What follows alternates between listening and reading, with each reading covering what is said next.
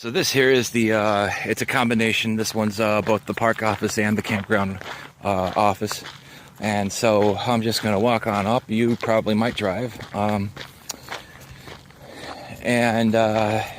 If you're new here, you go in the left lane. If not, then you just bypass this whole process here on the left in the right lane.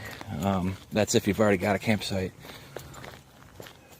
Now, as I've mentioned before, this office is closed and there's nobody in here. So what you do is you come up here to this information, and right here in the self-registration, it says that you could set up right here walk-in sites on sites 1 through 7 or sites 133 through 140 for electric. But for us today, I'm going to go with 1 through 7 non-electric.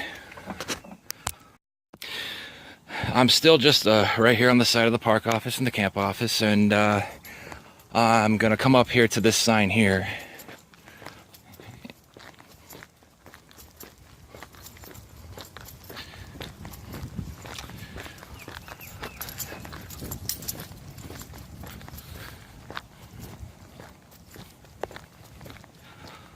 And then if you're driving or if you're walking, you're gonna see this sign, and it's gonna say 1 through 103 to the right, and our 1 through 7, that range is also that way. So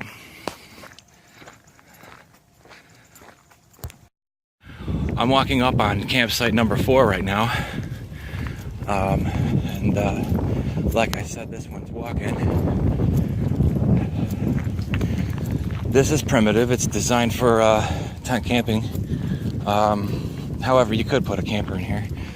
That right there is the fire ring on top of the incline.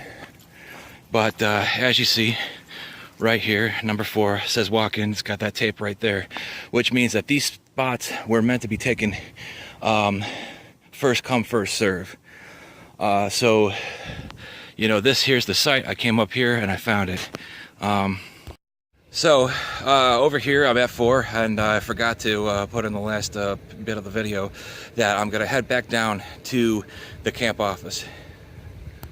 So I just walked on back down to the camp and park office, and at this point now, what I'm gonna do is I'm gonna come find out where the sheets or tickets are. This one right here says self-registration. This here's the box. And you take out one of these envelopes, and what you do is you fill this out. It's carbon copy, and once you're done and you get all your money and everything squared away, then you put it back. And well, actually, before you do that, before you stick this back in, you're going to want to put what your site number is there. Then stick this back in, lick it shut, and look for something like this, and put it in to the slot.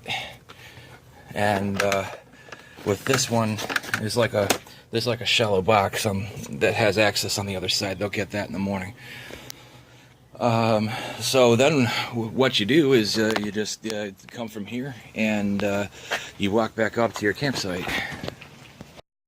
Back at campsite number 4, and in this video I just got done filling out the paperwork at the office.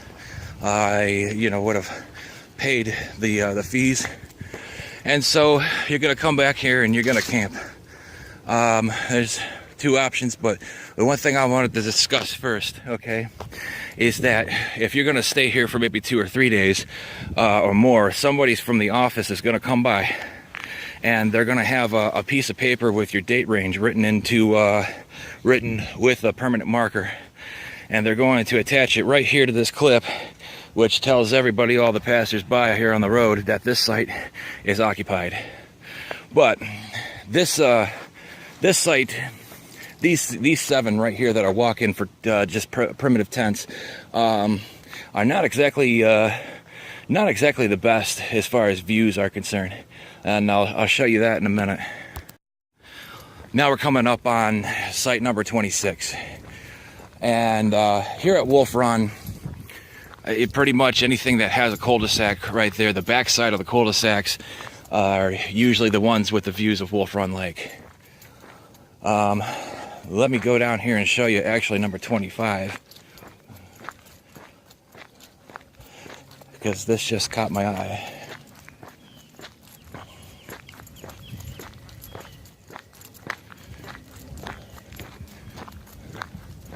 This here is one of those papers that I was just talking to you about. Today is the 16th of May, so it's showing that Site 25 is going to be occupied in 2 days.